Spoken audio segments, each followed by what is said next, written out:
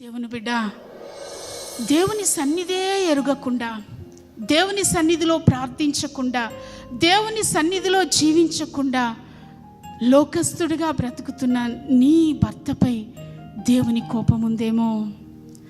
దేవుని ఆజ్ఞలను ధిక్కరిస్తూ దేవుని మందిరానికి వస్తూ కూడా దేవుని ఆజ్ఞలకు వ్యతిరేకంగా నడుస్తూ ఉన్నటువంటి నీ పిల్లలపై దేవుని ఉగ్రత ఉందేమో.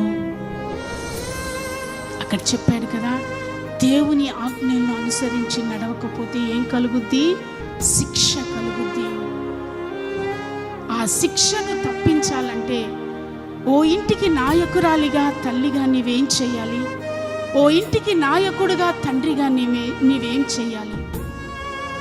పరిగెత్తుకుంటూ కొండ మీదకి వెళ్ళాలి, ఏకాంత ప్రదేశానికి ఉపవాసం ఉండాలి, కన్నీరు కార్చాలి.